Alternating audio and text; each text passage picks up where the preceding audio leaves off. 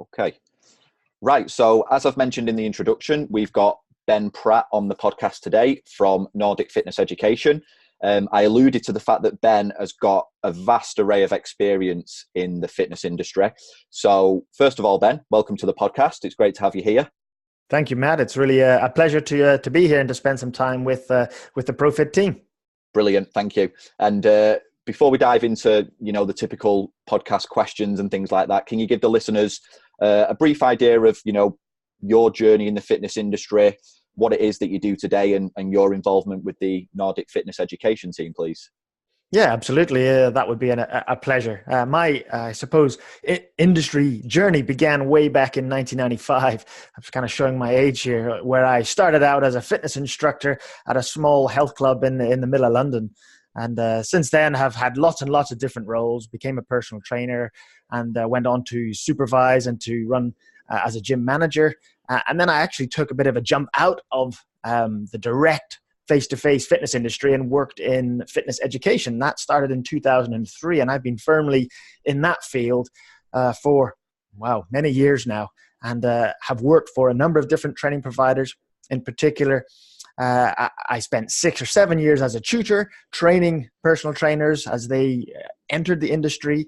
And more recently, perhaps the last 10 years or so, I've been involved directly in creating course content, researching and developing new courses. And some of the fun areas that I've enjoyed researching over the years and writing courses on was obesity and diabetes, of course, personal training.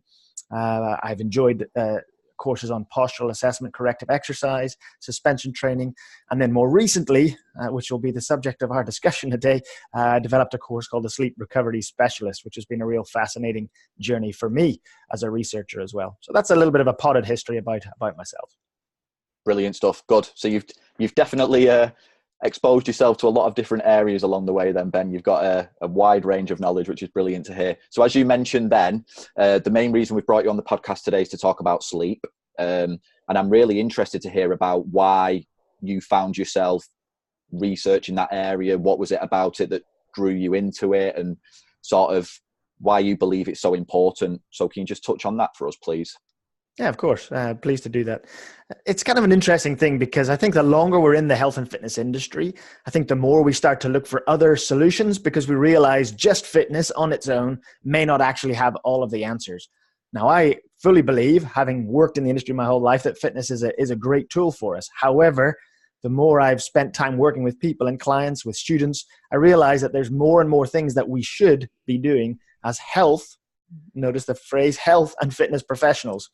And health precedes fitness, I would point out, but we typically get focused only on fitness. And so I moved into nutrition in a big way and did a master's degree in nutrition years ago, and that really opened my mind to other aspects, even beyond diet. And the sleep thing really began probably about 6 years ago. I was listening to a podcast, interestingly enough, as I was making a journey somewhere, and in that podcast, the interviewer at the time was interviewing a lady called T.S. Wiley. And she wrote a book which was published way back in 2001 called Lights Out. And it was about how sleep impacts us. And even then, there's much more research being done in the last sort of 20 years. But even back then, she still had some really fascinating insights around how sleep impacts physiology and how it impacts our health. And that really kind of sparked my interest. And I began to look and read and research a little bit more on the subject. And since that time, I've read 4 or 5 other books on the matter and looked at maybe 100, 120 different research papers into sleep. And I just find it such a fascinating area and realized the more that I researched it, that it affected so many areas that the health and fitness professional typically look at. It affected how we eat if we don't sleep well.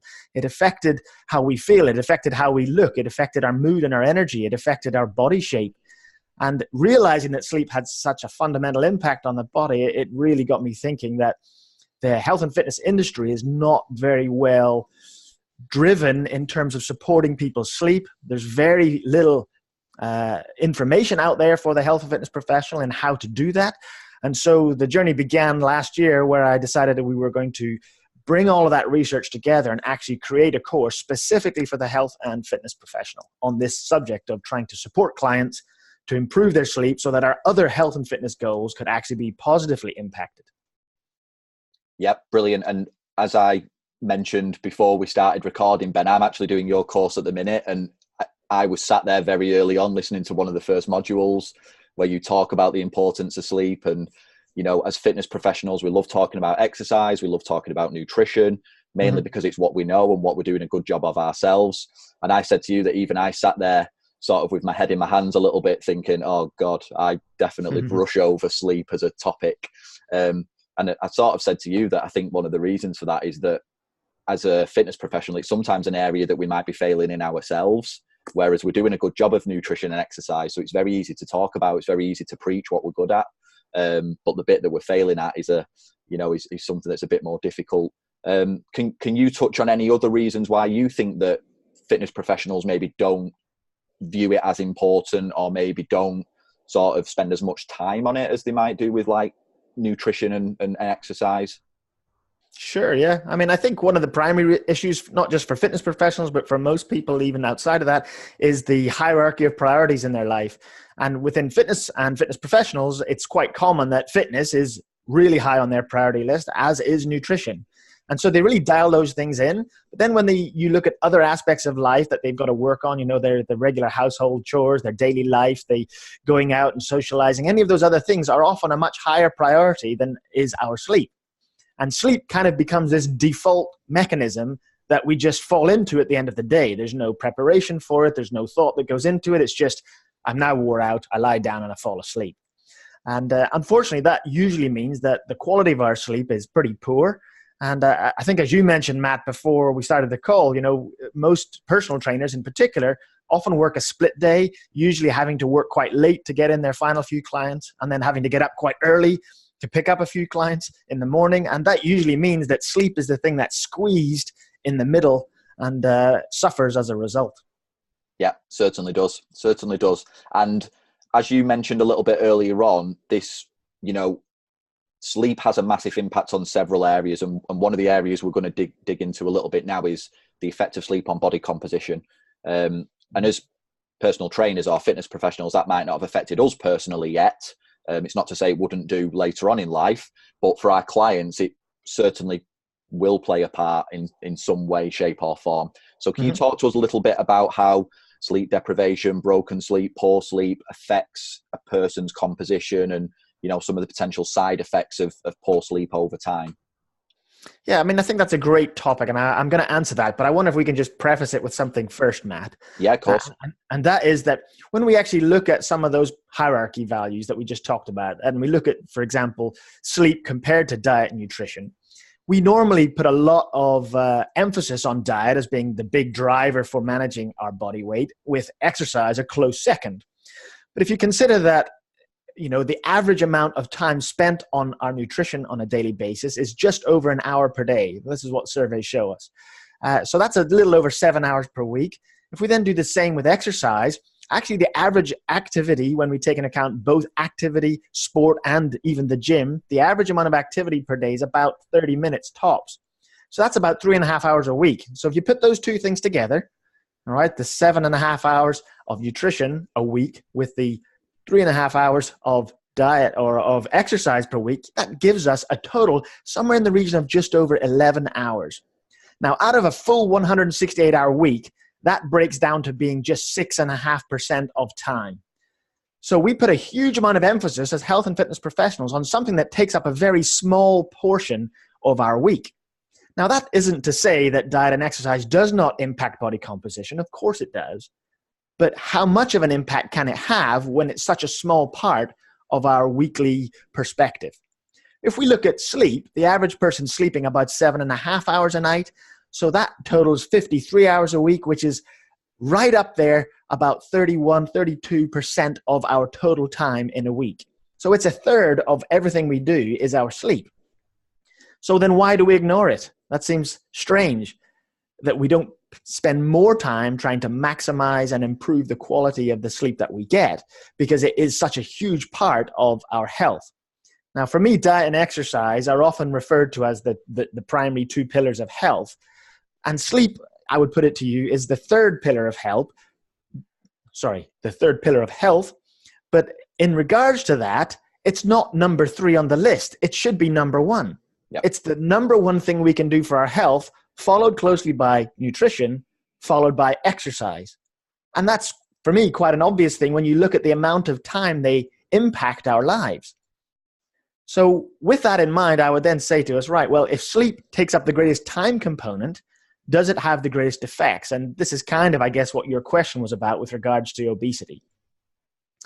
Now, if I was to throw out some statistics for people to try and get our heads around how sleep can impact obesity, I think it's really important for us to think about that. Now, adults who sleep less than 6 hours per night, on average, if that's their normal sleeping habit, are actually, by the time they reach the age of 27, they are 7 times more likely to have a higher body mass index. Now, that's just an association, but other studies have shown that it's a dose-response association, so that the more sleep deprived we are, the greater the chances are of having a higher BMI. And there are so many studies that have shown that relationship again and again. And in particular, the weight gain that we get through lack of sleep tends to be central adiposity, which carries with it the highest risks with other health problems such as diabetes and heart disease. Now, in terms of sleep loss, if we just think that through, if I'm only sleeping 6 hours a night instead of the required 7 hours plus, then I've got a whole extra hour inside of my 24-hour cycle where I have the opportunity to eat because I'm awake. So that in and of itself is something to consider. People who stay up later usually end up snacking later, and so on and so on. The other thing to consider is that how does sleep loss affect our hunger? And actually what these studies have shown is that hunger levels and hunger scores are higher following a night of poor sleep. And that is something to do with the hormones. In particular, there are 2 hormones called leptin and ghrelin that become unbalanced when we are lacking in sleep. So just an hour and a half of sleep deprivation in your night before, and you will find that your hunger levels are higher. And with those increased hunger levels comes the need to eat more food. And on average, people who are sleep deprived tend to eat up to 400 calories extra the following day. And it's not just any calories. The body drives you towards those high palatable, high energy dense foods. You know, the ones that are rich in sugar, refined carbs, high in fat, those foods that we all love to hate because they taste so good. That's where the body drives us when we're sleep deprived, because it's trying to make up for the lack of energy that has come about through a lack of sleep. The body needs to find some way to not feel tired, and so it drives you towards more food intake. And so I suppose you can follow that logic now, Matt. You can see there that there's a process between sleeping less and then ending up eating more. And unfortunately, as we all know, if you're lacking in sleep, you're probably tired. And the studies show that you're therefore not more active. You tend to be less active. And so we get this real imbalance in the typical caloric balance that we're after. As a trainer, we want to see people who train a little more and eat a little less, but sleep-deprived people do the opposite. They eat more and they do less because they're fatigued. Yeah, so, I mean, when you listen to all of that, there's 2 things that stand out for me, Ben, and that's one, some of those stats are mind-blowing. Like, I think if that's the first time you're hearing those statistics, I think they will sort of blow your mind a little bit as to how big some of those numbers are, especially around, you know, body mass index and then the extra calories that people are eating. And then number 2, I think from a fitness professional perspective and working with clients, you can quickly see how this becomes a bit of a vicious cycle for people. You know, if the more tired they're getting, the more they're eating, which means they're gaining more weight. And I'm guessing that if they're eating these types of foods, it's probably them making it much more difficult to sleep when they get to that point in the day where they need to relax. They're not relaxed at all. They're actually, like you say, they're probably just worn out and collapsing. So I imagine that this becomes a difficult cycle to break for people. It can be. It certainly can be, especially if we don't have the tools to support our clients in doing that. You know, we may recognize that sleep can be a problem, particularly in relation to weight gain or weight loss. However, I've noticed over the last 2 or 3 years in particular, there's a lot of talk, a lot of chatter in the health space, in the health and fitness industry about the importance of sleep, but there's very few people out there actually moving forward with clear strategies of how to manage that. And I think clients and many people are probably in the same boat. They recognize they could probably benefit from better sleep. However, they don't know how to do that.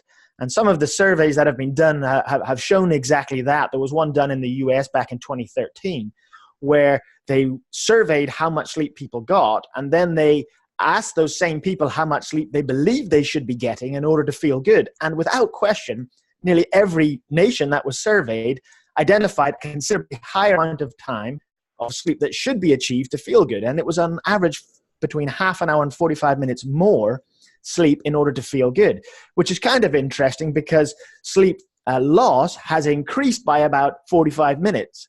And there's less sleep today than there was 30 years ago by about half an hour to 45 minutes. So it's quite clear then that people recognize there is a lack. They understand they should sleep more, but for whatever reason, the pressures of life, the priorities in their life seem to get in the way and prevent people moving forward to make a difference in that lack of sleep that they're currently in. Yeah. So like you say, they're aware of it. It's just a case of what do we do about it? And before we dive into some of the like assessment processes and things like that and making sure we're assessing people in the right way, just a little thought that popped into my mind then. If you're a trainer working with a client, how would you potentially suggest introducing the idea of maybe spending a bit more time working with that person on their sleep, as opposed to, your typical personal training client might be coming in just expecting to train and get told what to eat and things like that. So how do you typically introduce that idea to someone, or how would you do it if you were going to do it with someone? Yeah, I mean, that's a great question. I think the way that I would approach that is similar to how I would approach nutrition. From my perspective, I think most people expect to come to a trainer for fitness. Some will pick up nutrition, but not all. And you'll often find that if you try to enforce nutrition on someone who isn't specifically looking for it, you spend most of your time trying to encourage and motivate them to actually apply it. And I would say sleep is probably a similar sort of thing. People aren't expecting it.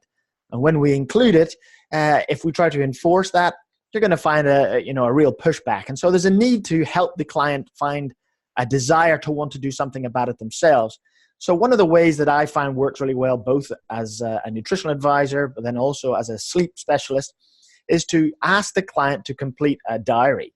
When you ask a client to complete an honest food diary, they very quickly change their tune when you sit down to review it, because they can see right in front of them what the issues are. And sleep is an interesting subject, and it does the same thing. Very few people have ever kept a sleep diary. And by sitting down and recording what times they're going to bed, when they're waking up, how they feel within the first 20 minutes, how they feel generally throughout the day, usually what you notice is if they do that for any reasonable period of time, say 3 or 4 days, clients will start to see that there's some patterns that are not good in relation to sleep.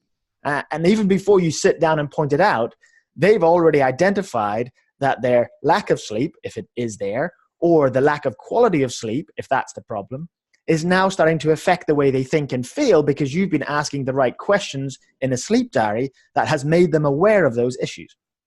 So I've always found that works really well. If people kind of push back going, I don't see why I need to talk about sleep. Well, let's do a diary and just see what's there. The person only has to apply a little effort for a few days, and very quickly, if there is some problems there, that very much comes to the fore, and the discussion is a lot easier to have. And I suppose that falls nicely in line with the fact that you're very keen on, when it comes to sleep, making sure that you're assessing and not guessing. And I know that you have mentioned that like a verbal Q&A can be very inaccurate. So can you talk to us a little bit about how you like to assess people's sleep? I know you have a variety of ways in which you can do that, but maybe just touch on one or two of those for us and sort of how you go about doing those. Yeah, well, for me, there's a range of different validated assessments that already exist. Sleep science is not new. Whilst the subject might be relatively new in the health and fitness space, sleep science has been going on for 60, 70 years and longer. And so there's already a number of well-accepted assessment tools to help understand how people are currently sleeping and how that's affecting them. And one of those is called a fatigue questionnaire. And that can be a really great way to just open the conversation. You can even use it, for example, in a consultation. So you're there, initial consultation, the client comes in, and part of that process, we get them to answer this fairly short fatigue questionnaire. And if it starts to flag up that somebody's not performing at their peak and that there's clear times when they're feeling fatigued, that immediately opens the question as to, well, why are you tired? Why are you experiencing fatigue during your working day or during your normal waking time? And that's usually then going to lead to, well, what are the issues around sleep? How do you sleep? And whilst I said to you earlier, Matt, people tend to not be the most effective at recognizing their own concerns, problems, or issues, not just with sleep, but in diet, in fitness. We tend to be very surface level when we answer those kind of questions. The reality is once you actually give some evidence, you've answered a fatigue questionnaire, here's your score isn't where it should be, right, we need to get to the root cause of that. Why? And sleep has got to come up in that discussion. So that can be a great way to open it up. And then there's a series of other assessments that can be done. One of those being, as I mentioned, a sleep diary, and there's other questionnaires that we can apply to broaden the spectrum of impact upon a client. And then by gathering that information, as you would do in any other test during the health and fitness process, once we have the information, there's more discussion, there's more ability to explore that information and to look for easy wins, to understand how we can affect the client in simple ways that may start to have an impact upon them positively with regards to sleep improvement, health improvement, and their exercise program. Yeah. So as you said, there's loads of ways we can assess this. And one of those ways that's seen a massive boom over the last few years is the idea of using a sleep tracker, whether you're using like a smartwatch or some sort of fitness band, an app on your phone. I know that through doing your course, there's even devices that you can put into your bed as well, and they will assess things. So, as an assessment tool, give us a bit of an idea of how accurate you view these things, how useful they are when we're working with clients, and maybe touch on as well, like when we're gathering this information through these devices, what is a fitness professional or a client actually looking for? What are the numbers that are relevant? What does an actual good score look like? Because the app that might tell them that their sleep's good, but I think a lot of people like to understand, well, why is it good? What makes that score good? So yeah, I know there's quite a big spectrum to cover there, so I'll throw that over to you and let you run with that one. Okay, great. Well, if I forget any of those questions along the way, remind me, all right? I will. So let's start first with the topic of sleep trackers. Now, the most commonly used ones are wrist-based trackers, and I'm sure many of you have seen them. They look like a watch of some description usually. Often people buy those because they're trying to track their exercise or their activity, whether that's total steps, distance, heart rate, things like that. But many of them today also come with the ability to track sleep, or should I rephrase that and say there's the claim that they can effectively track sleep. And what I would say at this early point is there are many, many different types of sleep trackers and different brands, and the quality of the accuracy and the sensitivity of those devices is going to vary somewhat. And so first and foremost, you probably would want to do your research and to find those that have a higher recommended response. People are seeing that they're effective. But even more importantly, you might want to look for those that actually have some science to back up the specific device you're purchasing. When I did the research for the course on trackers, that was the thing that surprised me the most, is that there are very few trackers that have independent research done on them. There's lots and lots and lots of claims about many of these trackers, about how great they are and how great the calculations are. But in most cases, the accuracy is not quite what you might anticipate. The primary things in terms of sleep that these types of devices measure is the first one is called actigraphy. And actigraphy is just a fancy way of saying movement, so that as you sleep, the device will track how much you are moving during the night. And the reason why that is a useful parameter to track is because depending on different phases of sleep that we're in will depend on the amount of movement that we go through. In lighter phases of sleep, we tend to be a bit more restless and we move around more. And as we go into deeper and deeper phases of sleep, particularly once we're in what's known as the deepest phase of sleep or delta sleep, once we're in that phase of sleep, the body is almost completely paralyzed. We almost move none at all. And so by measuring the differences in movement that occur, those trackers are able to determine how much time we spend in sleep versus being awake. Now, the evidence for that, the independent evidence that has been done on a few of these trackers, shows that the accuracy of detecting whether we are asleep is quite high, about 96% accurate in knowing when we've actually moved from a wakeful state into a sleep state. Unfortunately, though, when we do it the other way around and being able to accurately determine when we've moved from a sleeping state into a wakeful state, the accuracy is not so great. As a matter of fact, as low as a third of trackers get that right. So it's quite poor knowing when we've woken up, but it's pretty good at knowing when we've fallen asleep. When we then look at the phases of sleep, so whether we're moving it from light sleep into deep sleep, the delta sleep, or coming out of that into what is known as REM sleep, which some of us may be familiar with, which is our dream state sleep.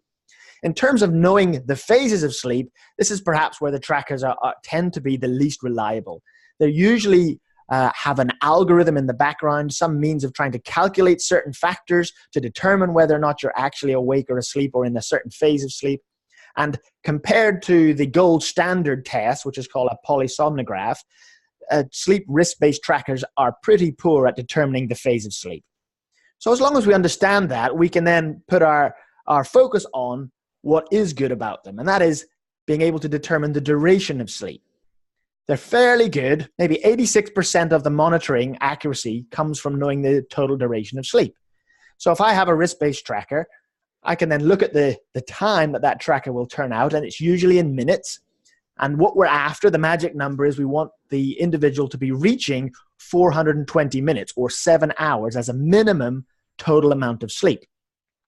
Now, a good tracker should be able to determine whether you're awake or asleep during the night. So you could have been in bed 8.5 hours, but still only slept for 7 because you might have woken up a few times during the night. A good tracker should be able to determine those differences and give you a final total time at the end of the night. And so 420 minutes is the key thing that we're looking for. In terms of the quality or the depth of sleep that we get, I've seen all kinds of results from sleep trackers. I even recall one person showing me a tracker that showed that they had 70% deep sleep, which is absolutely impossible. You just don't do that much deep sleep in a night, not even remotely close. You might be lucky to get 90 minutes. So out of an 8-hour night, how do they get 70% deep sleep? It just doesn't happen. And so understanding a little bit about the physiology of sleep and what you would expect to be a normal sleeping pattern can also help inform us as to whether or not we can rely upon those results. I like to use sleep trackers with clients because it's an accountability tool. It gives us some data. I know that it's not very accurate with the phases, but I know it's pretty good at determining the length of time of sleep. And so that can be a much more accurate measure than just somebody recording in a sleep diary where they actually may not be as accurate as they should. So those would be the primary points I would share at this stage with regards to sleep trackers. And is it worth investing in a better one, paying a little bit more money than some sort of cheap branded one? Well, that really depends on whether the research has been done independently. I would suggest that some of the better ones that I've observed are not the cheapest. They cost more because they've invested more in the production. And so it might be worth investing in a slightly better quality tracker to ensure you've got one that has some independent science behind it. Yeah. So I suppose if we summarize all of that, then as you've mentioned throughout, there is a big variance in these devices, which is, as expected, I suppose, like lots of different things that we use to track, even heart rate monitors and things like that, things can vary massively. Sure. In terms of their actual application and usage, I suppose where we should be emphasizing them based on all that information is just total sleep time. If we can use these as a way of being a bit more accountable and making sure that we're actually checking in with ourselves and knowing how long we've slept for, that's a great use of them. But maybe not letting clients stress too much on how much they're getting in certain phases of sleep. Because I know I've had clients before now show me their readings and they're panicking because it said that they've got like 1% deep sleep. And then, like you say, other people thinking that they're doing really well because it's telling them they've got 60% deep sleep. So yeah, I suppose it's knowing where to point your client's attention when it comes to some of those devices, so that if they can, because at the end of the day, we want to empower them to do the tracking themselves and things like that, and educate them on what to be aware of. So I suppose those are the key areas. Might want to. I think the thing that comes to my mind there, as you're saying that, Matt, is that in health and fitness assessment in general, let's put sleep to one side. In general, if we rely on only one measure, for example, a really obvious one that is well known to fitness professionals, if we just rely on weight on a scale, then we might be missing some of the important information in regards to what's changing in the body. We know muscle mass could be changing as well as body fat, and that all accounts for weight. Somebody could be hydrated or dehydrated. That accounts for weight. With sleep, I'd say it's exactly the same thing. If we just use one thing to measure, such as a wrist-based tracker, then we could be missing other important information because there's limitations of the tracker. So particularly in the early days when working with a client on their sleep, I would really recommend that people have a written diary as well as a tracker. And you can start to compare the tracker to what the person is recording. And that gives you a greater range of information, because a good sleep diary will always ask how somebody felt after sleep. And so they could be getting 7.5 hours total sleep time. But every day they wake up saying, I don't feel refreshed. I don't feel refreshed. I don't feel refreshed. And if that's the case, then I've learned a lot more by asking those questions in the sleep diary, because I know that the client's sleep quality mustn't be great, because the device says they're getting enough sleep. They're recording that time is good, but they're worn out every day. Something isn't right with their sleep mechanics that needs to be addressed. And so being able to measure sleep performance across a range of areas means that, as you mentioned at the start of this, we are not guessing, we are assessing and acting upon the information we have. If we don't gather that information in the first place, how can you act appropriately? Exactly. So now that we've sort of touched on the importance of sleep, we've got a couple of ideas of how we might assess someone's sleep. Let's move into, I know that you want to discuss one of the strategies that you like to use for helping people improve their sleep. I know that you've got a variety of strategies, and you have a nice little acronym for that you like to use. So if you'd like to just sort of talk to us a little bit about that, and then go into the particular strategy that you think's fairly easy for us to, discuss and share within this format that people can take a look at. Sure. Now, we have got a unique strategy that we've come up with that is nice and easy to remember. I'd like to touch maybe on the first two. The number one thing is S, which is schedule, which is that we should always set up and have an habitual schedule. Anyone who's a parent of young children will know the absolute importance of having a sleeping schedule with your child, because if they don't go to bed at the same time and get up at the same time every day, and you start to mess around with that, boy, you end up with a grumpy kid.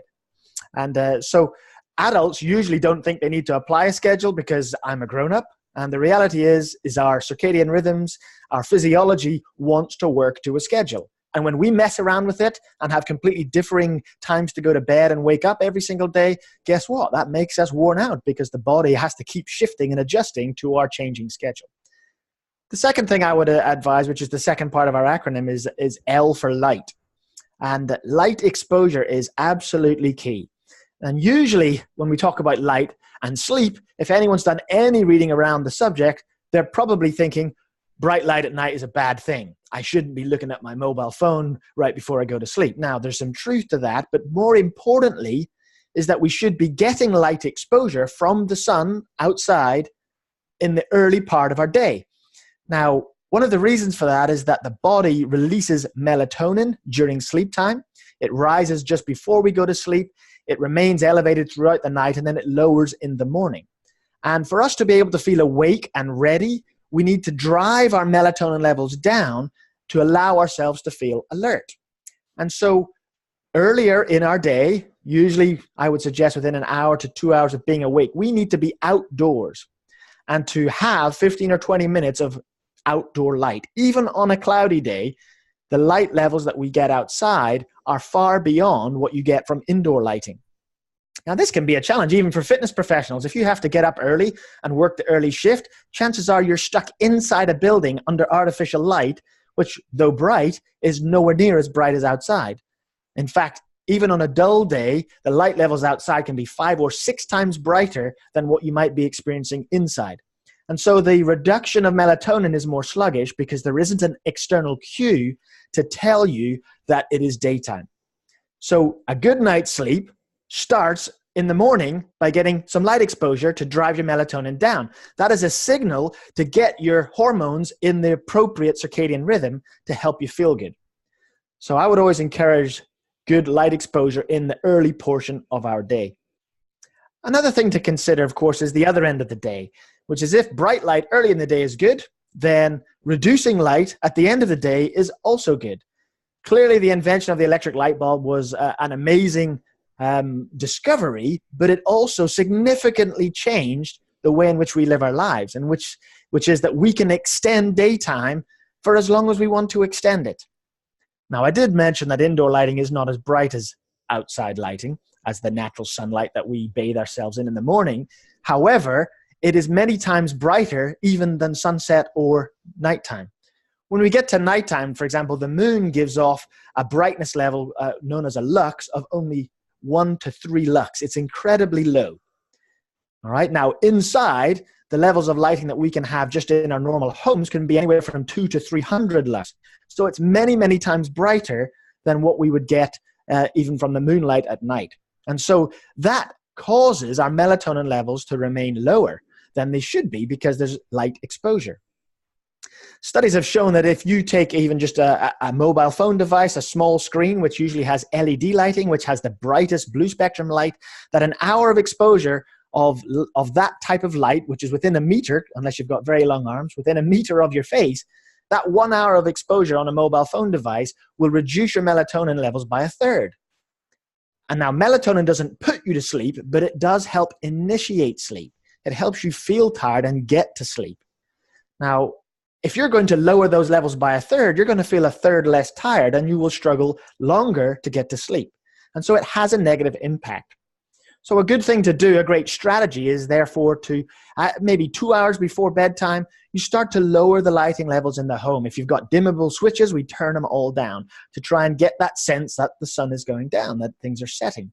If you have the ability on any computers or mobile phone devices to take all of the blue spectrum light out, which a lot of modern phones today have the ability to turn the screen warmer, more red and orange, and get the blue light out, I would suggest you do that and get the brightness levels right down on the device so that if you are using it, there's less light exposure.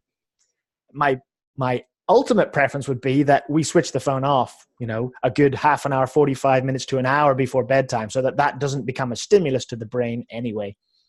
So that's something that is very easy to do.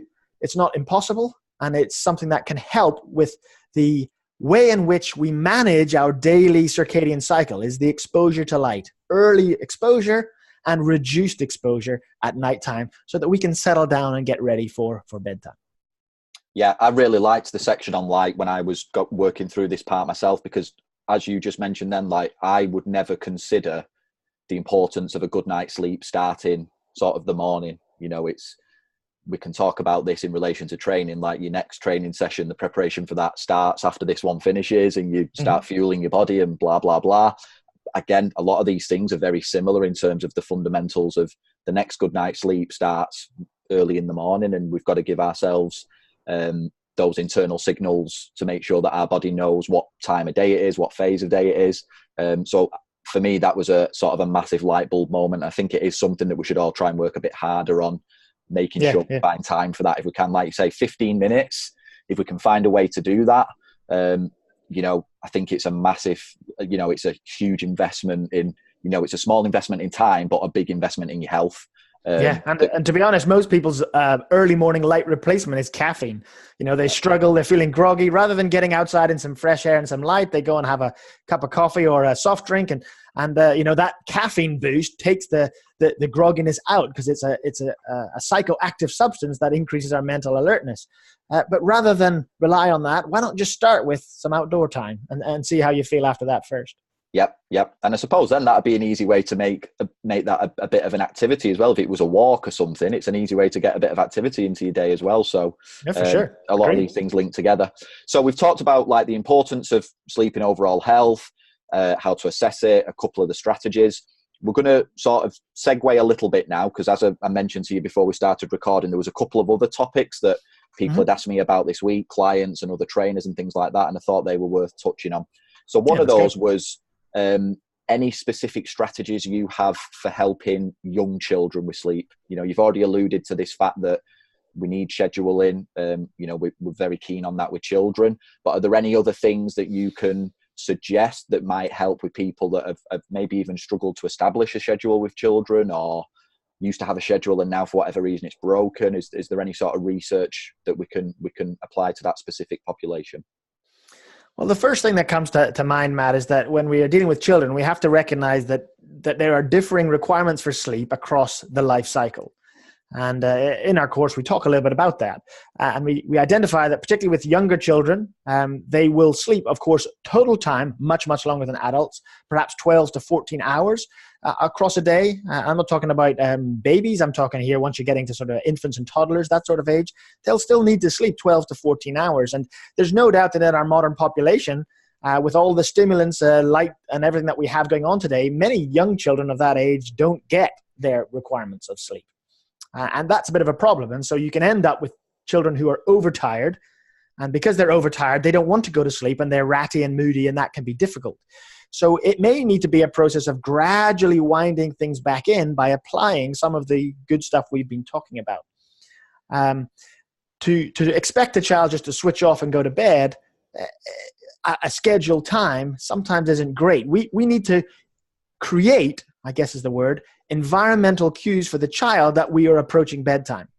So a routine in the 60 minutes before their bedtime of doing the same things, having the same patterns of actions, helps to initiate to the child that bedtime is approaching, and their own melatonin levels can begin to rise. If we don't do that routine, if we don't have those external cues for the child, then when we say it's bedtime, they're still, wide awake. Melatonin hasn't increased.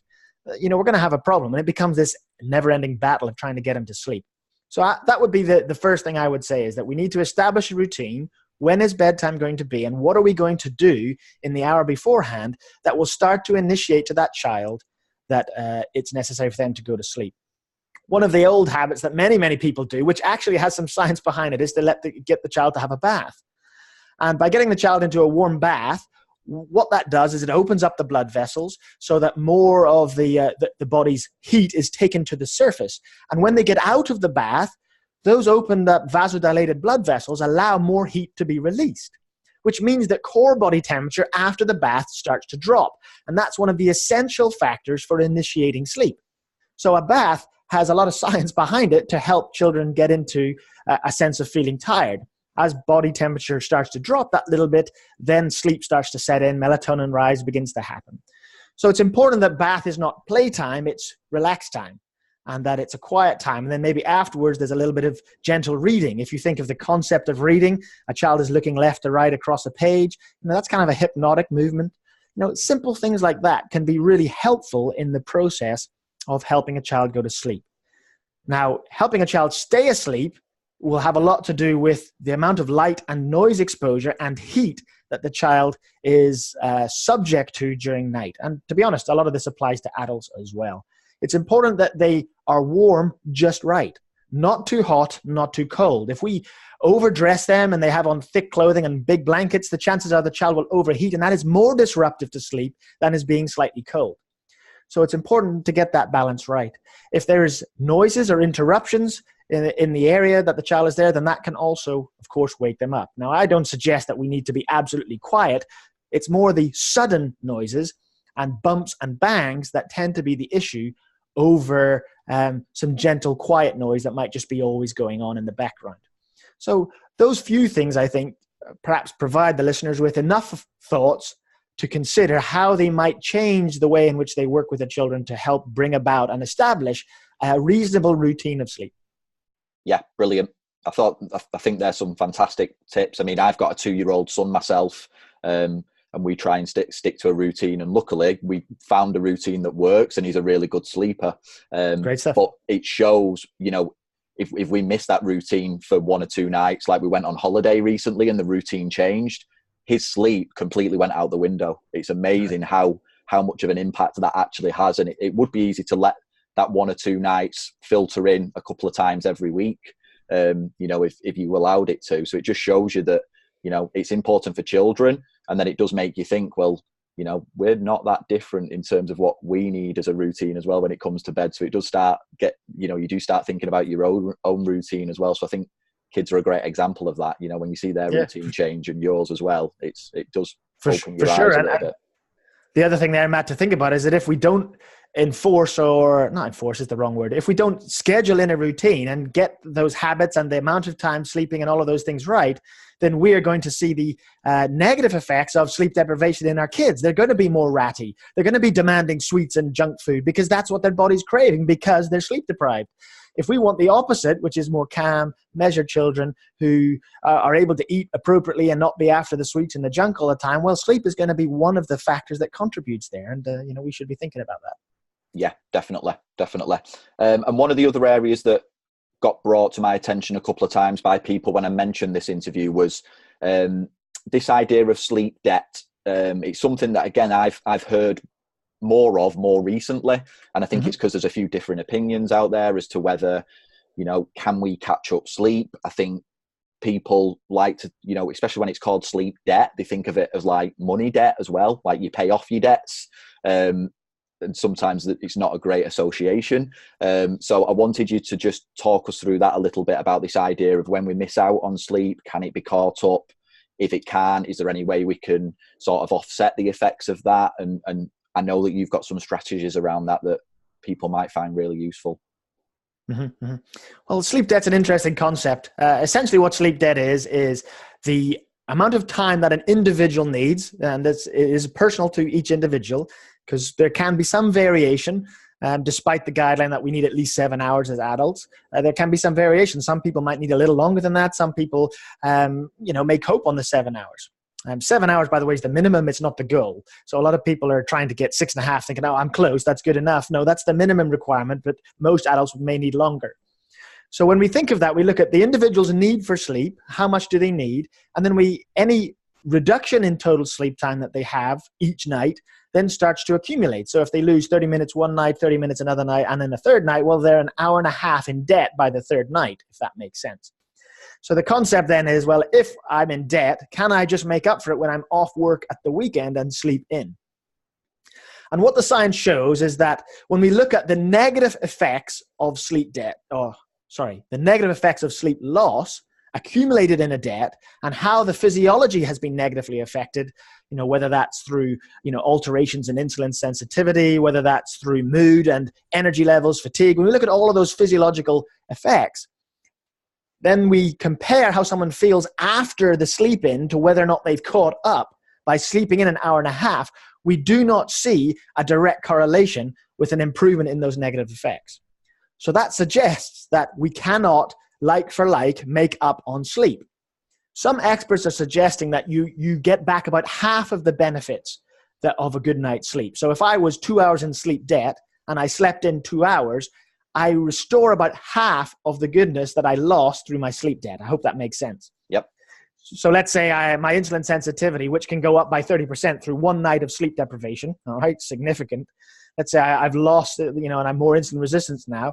Well, by getting back that through a sleep in, I will only restore about half as much of that insulin sensitivity. That's what I'm getting at. And so it can actually take twice as long of the debt that we've accrued to get back to a state of neutral health, if that makes sense. So for a lot of people, we're looking at maybe, a 5-day working week. They probably accrue sleep debt on most nights of the week. And then they are hoping that 2 days, the weekend of sleeping in might make up for 5 days of sleep debt. Invariably, it does not. And so you start the next week with still some sleep debt in the system. And so the problem continues to build and to grow in a lot of people. The key would be, in my view here, is not to be so fussy about whether or not I can make up sleep debt. It's to go, why is sleep not a significant enough priority for me? What is getting in the way? What do I see as more important than me sleeping? And actually, if I slept better, could I be more effective at the things that I think are more important? And that's definitely something worth considering. Yeah, definitely. And would you mind talking to us a little bit about how you see naps playing a role in some of the ways that you can offset this? Because again, I know it's something that you talk about a lot in the course, and if you just touch on it here, I think it'll give people quite a nice little insight into how you see naps working for people. Yeah, absolutely. And when we look at sleep, we can get very caught up in the 24-hour cycle. Have I got enough sleep every day? And it just doesn't work like that. It's the same as with, nutrition. Do I have the right calorie balance every single day? It's probably going to be one of those things that is almost impossible to deliver upon on a daily basis.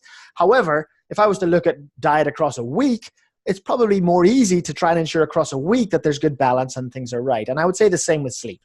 Across a week, we can try to ensure we've got good sleep across a full week rather than just on each and every night, because we're all going to have nights where it doesn't work so well.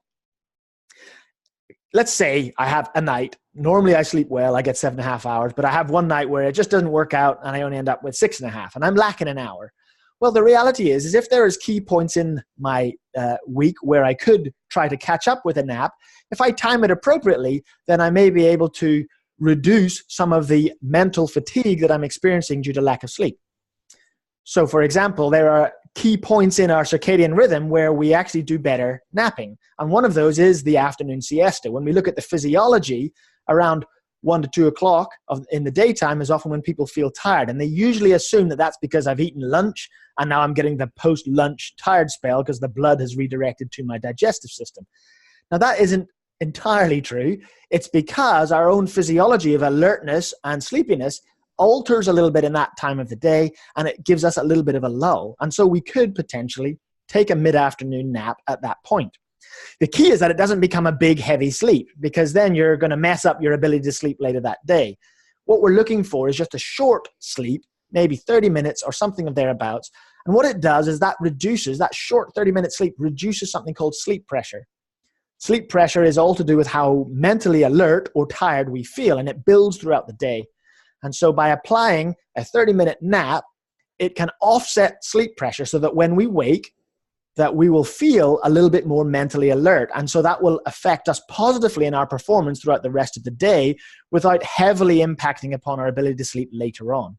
If I left my nap till late in the day, maybe 7 or 8 o'clock, then what that's going to do is mean you're too awake to sleep at the appropriate time you want to sleep. So it's key that we time it well. So a nap can help with the mental focus that we need to function. But in terms of recovering sleep debt, that's not really why we nap. It's to do with being able to function when we've lacked some sleep previously. Yeah. So they do play a role in sleep as a whole potentially, but I suppose it's just understanding what that role is and making sure that people aren't trying to substitute proper sleep at night with naps here and there during the day. I suppose that's an important distinction for people to make. It definitely is for adults, because adults, from 18 to 65, we generally operate under what's called monophasic sleep, one block of sleep. When we're working with children, particularly kids who are maybe under the age of 6, those type of, at that stage in our life cycle, they do operate under bi and polyphasic sleep with multiple chunks of sleep throughout the day. And that can work very well at a younger age, where that can contribute to the total sleep requirement. So if I was working with a child or with a parent who had a child who was disturbing their sleep, then I would say to the parent, well, they need 14 hours of sleep at 4 years old, but you can get it in a few chunks. So if they're not staying in bed all night long, we could do some naps in the afternoon.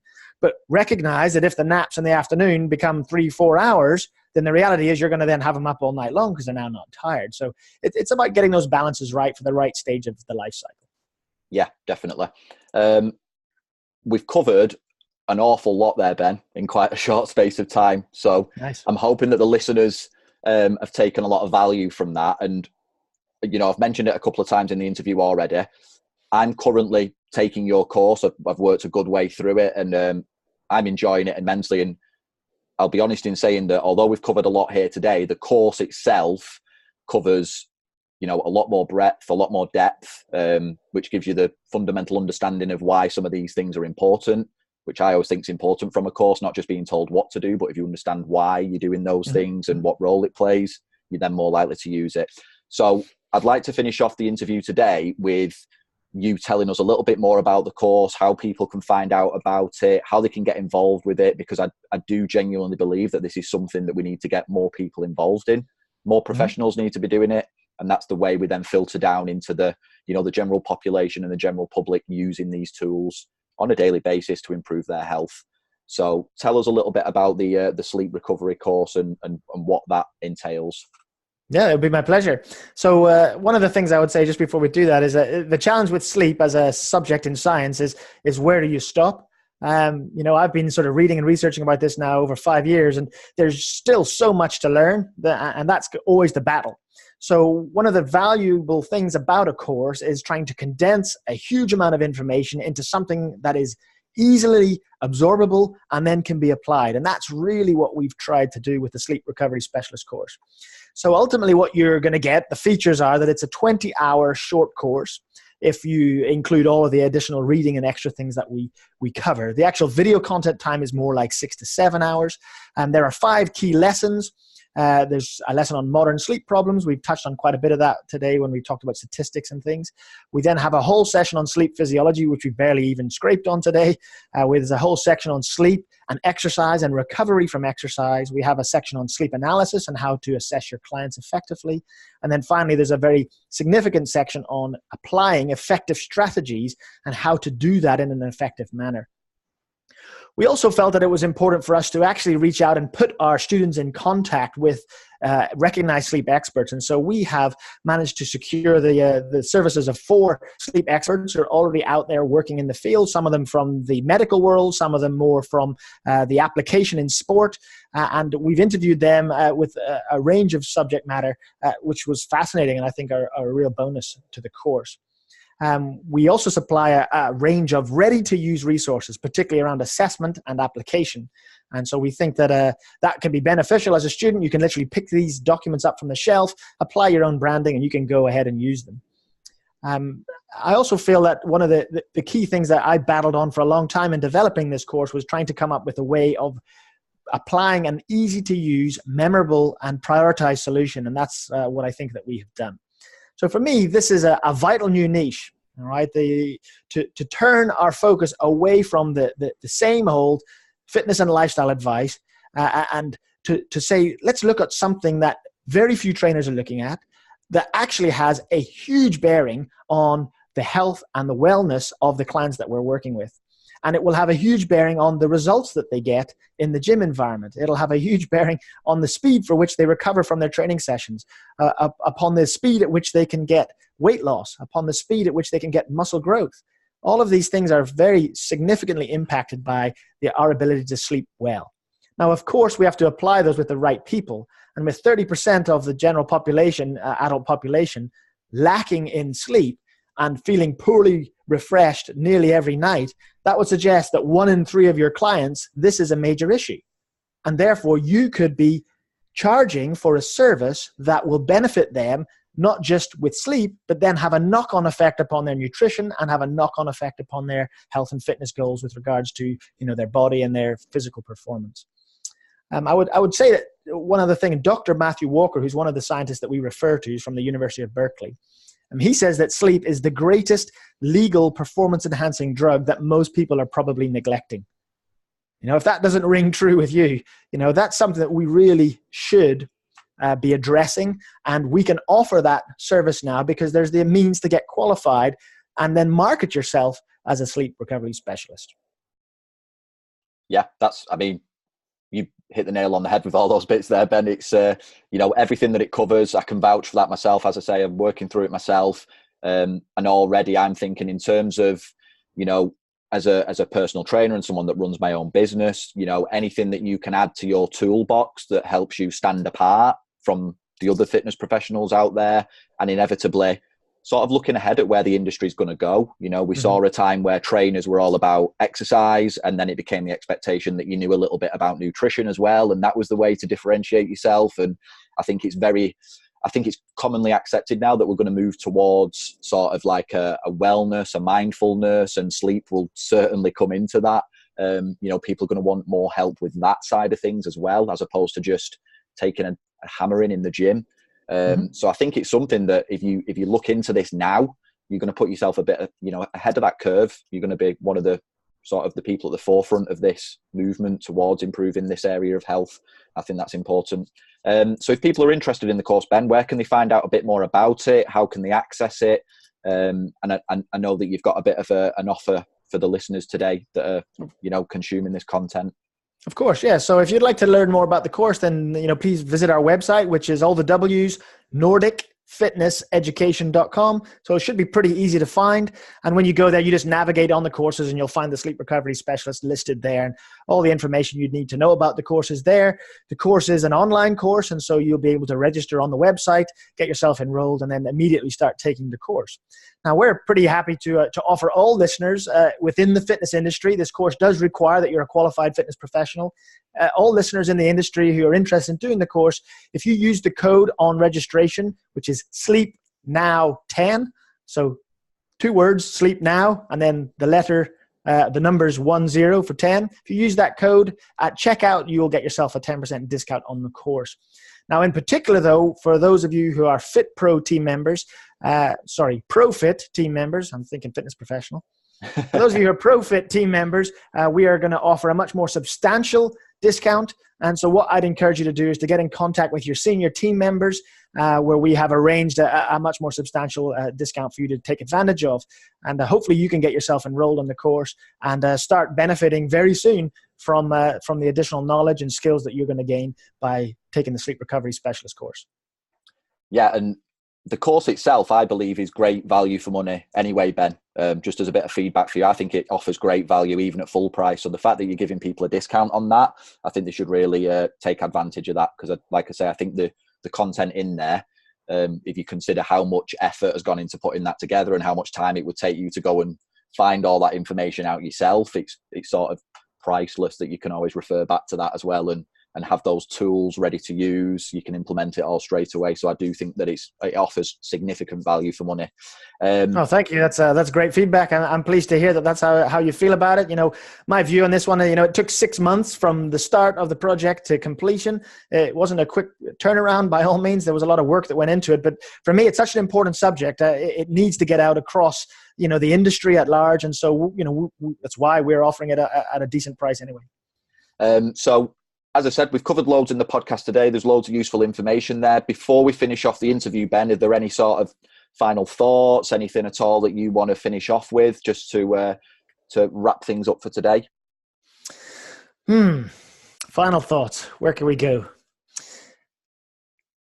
Health and wellness, I think, is it's a constant balancing act, and maybe more importantly, I would say it's a harmonization of different things, because balance suggests everything needs to be equal, and I just don't think that's the case. But it is important that all things have their place and that they work together in harmony.